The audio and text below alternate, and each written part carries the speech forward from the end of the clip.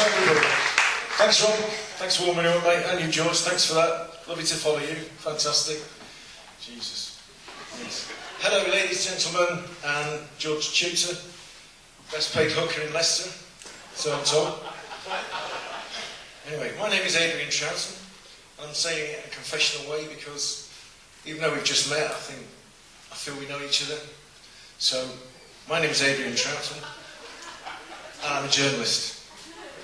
Some of us, cue the booze, some of us functioning alcoholics do spiral downwards into journalism. Boozing is an occupational hazard for journalists. It's a bit like you solicitors having to spend a lot of time with criminals and then occasionally go out of the office and meet clients.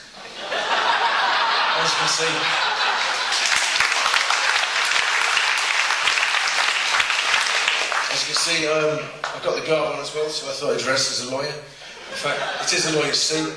He wants it back, but it's a no-win, no-fee situation.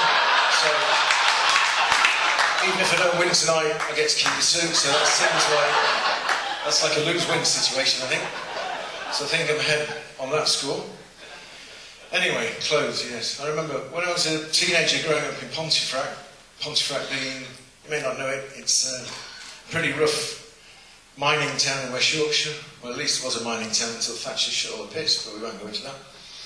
Anyway, there was a uniform up there, and it was t-shirt, blue jeans, white tailing socks, trainers, and the obligatory tats on the arm in case it was snowing. They would keep you warm, and that was just the women.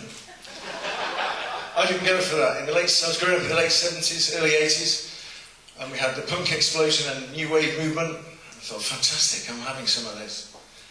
So I went out one night, and I'm not making this up, with a white chef shirt on, a pair of tartan trousers and Doc Marten boots.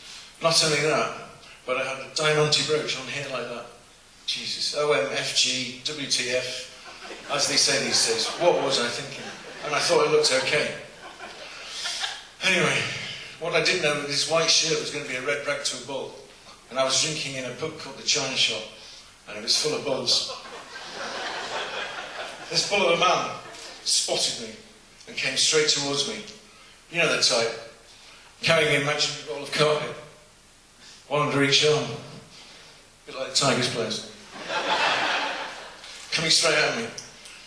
He came straight up into my face and he said, "Now then, lad." I said, "Okay, fine." And we had a very short Anglo-Saxon discussion about my sartorial disposition, at which point I thought, there's only one way this is going to go. So I took the way out and nutted him, gave him a Pontefract kiss, not to be confused with Pontefract cakes. It's a lovely little round licorice confectionery. But I actually did give a bloke a box of Pontefract cakes once. That again was on a school rugby tour south of France in Narbonne. We were playing a French team, obviously. And the teacher thought it would be a good idea for us to give our opposing players a box of Pontefract cakes. We didn't, but he did. So we gave them the boxes, and they were put on the side of the pitch, and then we commenced the game. 45 seconds into the game, it was a 15-man brawl. So I'm not quite sure whether they didn't like licorice or there were just too many E numbers in there. Anyway, growing up in Pontefract, that was a challenge. The week after the incident with the chef's shirt, I thought perhaps I need some more clobber. Or as they say in the north, clobber. So I went 4 miles to the neighbouring town called Castleford, which also used to be a mining town, until Thatcher shut all the pits. So I went to that. Anyway, I had my passport stamped, and I went to this gents outfit, it's called John Barry, which is a very classy joint in Castleford. I saw a pair of trousers, I thought, oh yes, I'm having them, fantastic. Walked straight over, got hold of them, thought, yeah, they'll fit, wonderful, wonderful. Went over to the changing room, well I say changing room, all it was really was a dirty old curtain on a bit of rope tied on one of the corners. I thought, yeah, I'll struggle in there. Do you know what it was like?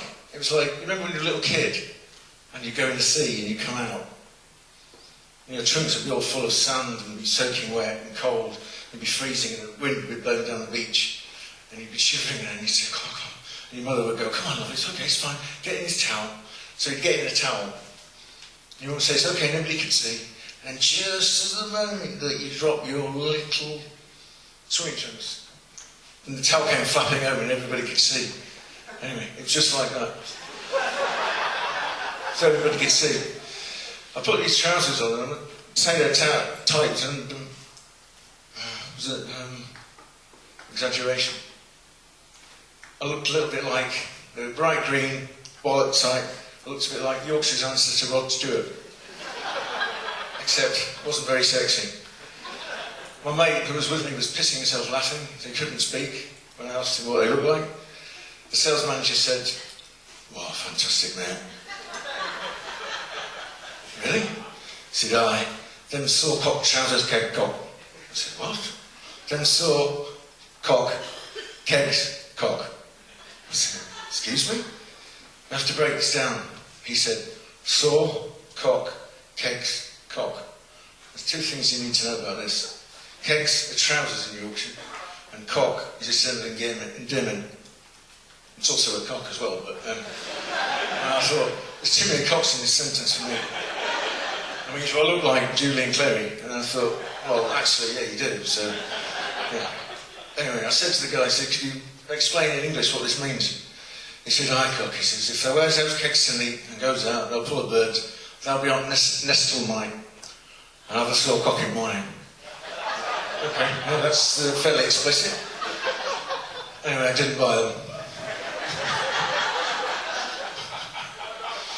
Yes. Growing up in Yorkshire was tough, and you had to play rugby just to survive. I mean, the pensioners I felt sorry for. And when I say rugby, it was none of that Tigers, Ponce, Rugby Union, Southern, public school boy. "Oh, I say, chap, after you. Do you mind off if I tackle you?" No, we're talking about northern, angry miners saying, "If you choose that ball again, I'll rip your head off and shit down your throat." Rugby league. That's the sort of thing we're looking at. So that was when we moved up, and I'll use the C word now, and I'll make no apology for it. We moved from Coventry. Cue the booze. Up to West Yorkshire.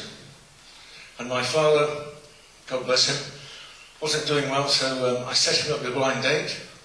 My mother wasn't too happy. No, they'd already split up. So I set him up with a blind date, and they arranged to meet in a car park. I don't know why, but I thought perhaps yes. And he said, "Well, it's going to be a short stay car park." I don't know, maybe he was scared of the commitment, or he was just trying to take 20 pence. But you never know. I mean, you meet all sorts of things and find all sorts of things in car parks, don't you? And you could find love, you could find King's body, and doggos, that sort of thing. I would say down here in Leicester, you treat your kings with due deference. I mean, Richard III, what do you do? Stab him up the arse, bury him in a car park. Up in Pontefract, we had Richard II, so he came into the castle and he got hacked to bits. I set my father up on his date, and he said, "Oh, it'll be fine. We'll meet in a car park." So we met in the car park. My father motioned the woman towards the car. He got out of the car. As ever, the gentleman walked round, opened the door. She went in. Fantastic. She sat down, and he did this. Put these on. Turned to the woman, who completely freaked out and jumped out of the car and ran off. Not surprisingly. Anyway, the old man took them off, ran after her, managed to persuade her back into the car. So she got back into the car, he thought he'd put them back on again. So he put them back on again like this. And they chatted, and she said, "Yeah, I'm comfortable with that now. But I don't know if any of you have ever worn a pair of these. You can't see a great deal out of them." Okay, so the old man fired the car up, put it into reverse, slammed it straight into a bollard. At which point the woman got out of the car, ran off, never to be seen again. And I said to the old man, "What were you thinking?" He said, "Well, it wouldn't have worked, would it? I mean, she obviously had no sense of humour." Talking of no sense of humour brings me back to George. It's a long time since I've been in a room with a lot of inebriated blokes and a hooker. Perhaps a weekend trip to Hamburg with some Geordies. but I won't go into that. I must say, tonight, it's been fantastic, really has. Kind of a new experience. It's been like a first date in some respects. Because I came here tonight not really knowing what reaction I would get, or even how it would go. But at least I knew tonight I was going to get pulled off after about 10 minutes. Thank you very much.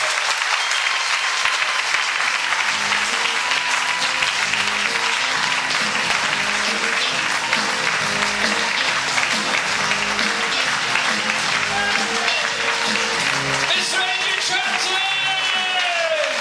How about that? Great. What a fantastic first section. We're going to take a quick break. Give it up for the three acts you saw in this section. We'll see you in about 15 minutes. Thank you very much. Brilliant.